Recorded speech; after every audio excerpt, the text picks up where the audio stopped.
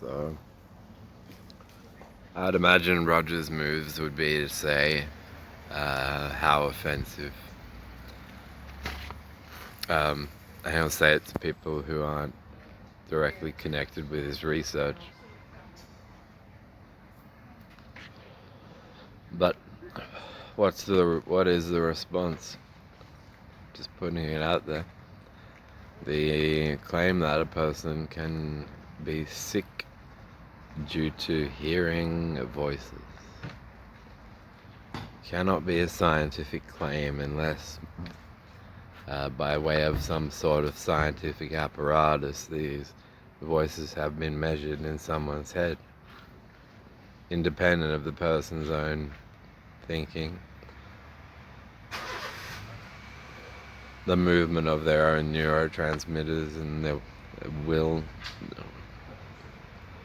That have to be these independent brainwave patterns, or brainwave-like patterns. It'd be like an infection of the brain. But imagine if it were a study process, but the person doesn't know because they weren't trained at Capital Chemist to know. So it's quantum tunneling, the sex drive. Roger likes to get at the kiddies.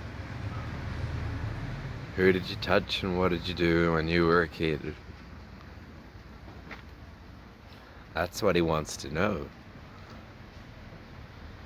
But the irony is, where's his display of license for scientific research and experimentation? And where's the expression of consent by the person who's classed as the sufferer? What he will dismiss is that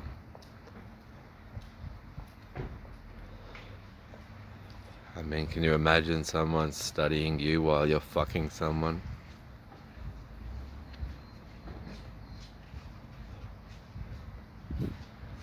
He gets a bit of a show then. He gets a show anyway with his surveying means. He gets a show of the population as it is in Canberra. But that's typical porno camera angles. It's much rarer for him to get inside eyes.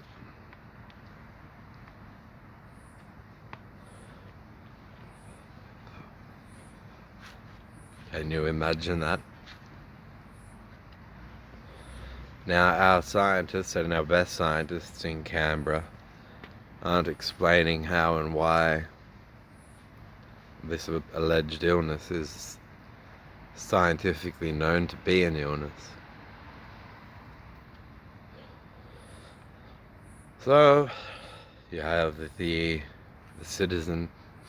Hopefully he wants one that's Christian, one that's religious, and who has a religious family. So that the most that the religious family will do is throw them at a hospital. Please help, please help. So he can never actually really tell if a person fits, quote unquote, because of some repressed confession that needs to be made, or if they've just reacted to the intensity of electroshock, quantum electroshock.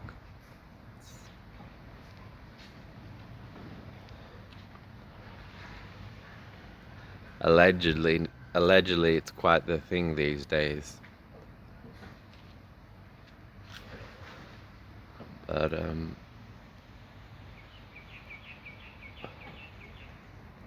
I wouldn't know where to start fucking looking. I wouldn't have a clue. Yes, let's dispatch someone who would take offense to the idea, but is working for healthcare nonetheless. Send them out to say how rude, how disrespectful towards the mentally ill. How dare you? How fucking dare you? Why so serious? We just asked a simple question. You told us in science class. You know, we didn't study thin air with microscopes. You fucking idiot. So, the same process that's making them all go nuts, making them die by about age 50, and making them fit, is the same process by which Roger Markby gets his evidence. And Roger Markby is a religious Freemason, so if you've just had a bad dream, guess what that bad dream is to him?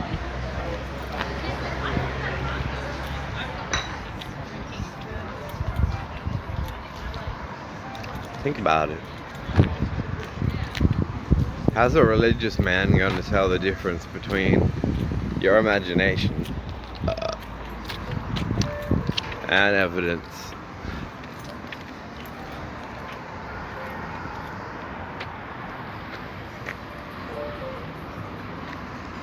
Like I said, I wouldn't know where to start looking. Oh. Here's where Roger Markby likes to start looking.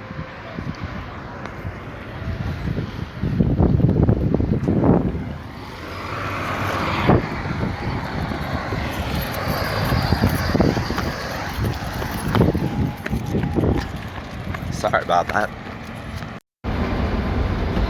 And so the process pushes the person to seek constant relief from what he does, which leads to substance use of various kinds, and he'll go, well, let's blame the brain deterioration on these substances. Get bureaucratic against doctors. Tell them they can't be. They're expressing some sort of psychological proof, one yet to be classified. Is what people from ground level and up wonder.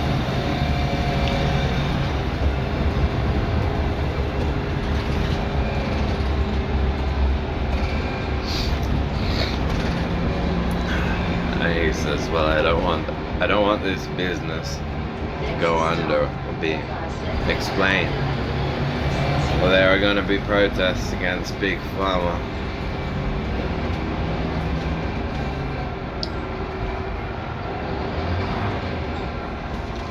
The like of which no one has ever heard or seen. Ironically heard or seen.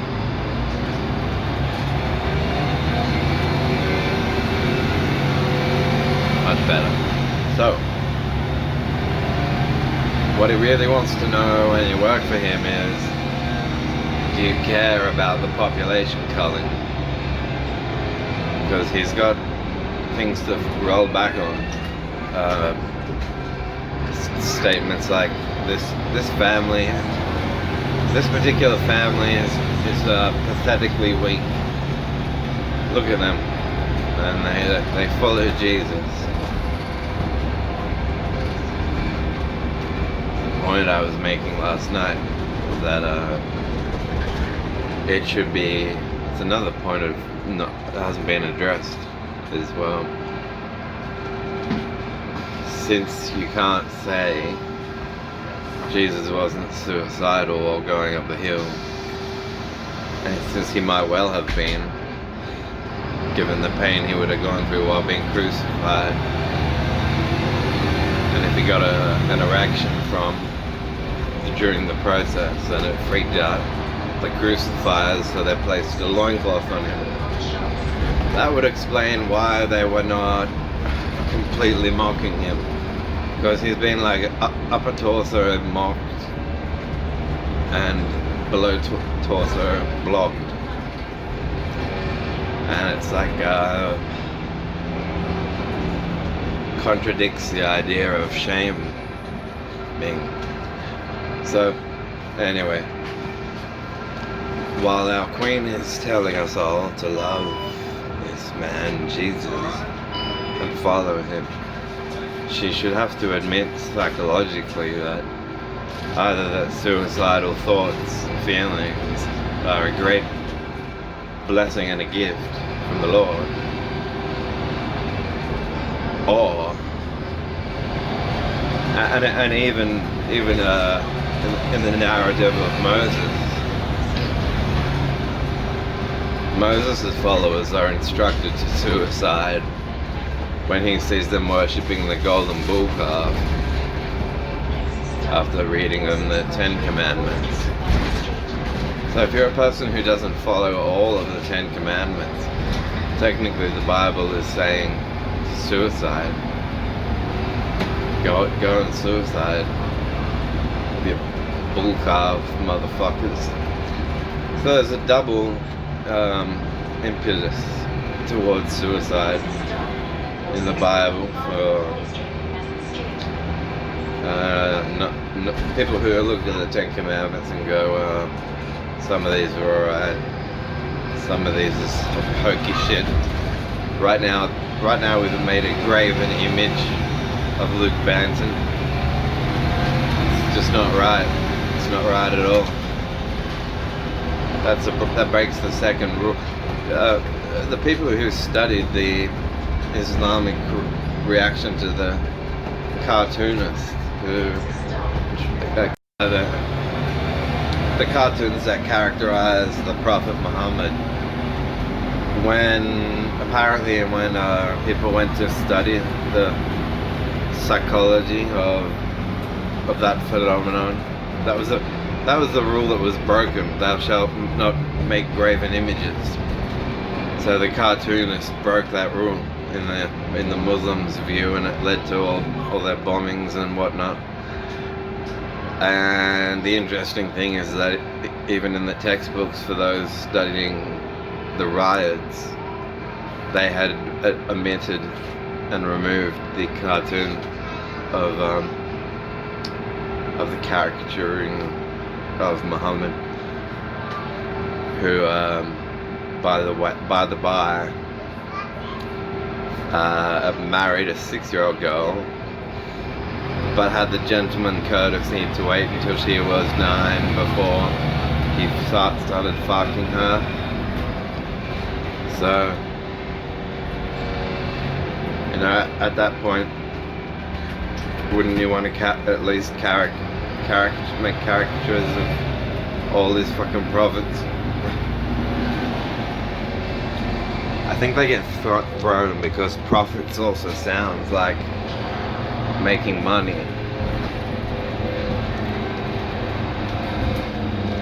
Are you after our profits?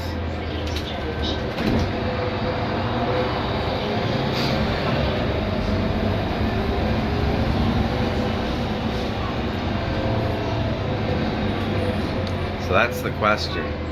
That's the question I want to see people state their answers to. In a world of science, how is it a scientific claim that a person is sick due to hearing voices,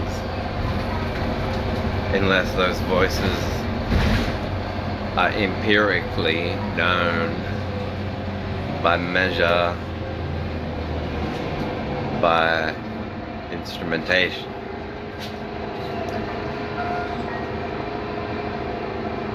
As in measured in the person's head. it's dangerous. The Christian influence on hospitals is very dangerous. Because what technology do non-Christians have? You have an MRI or an fMRI machine, a brain scanning machine invented by, once again, a fucking Christian.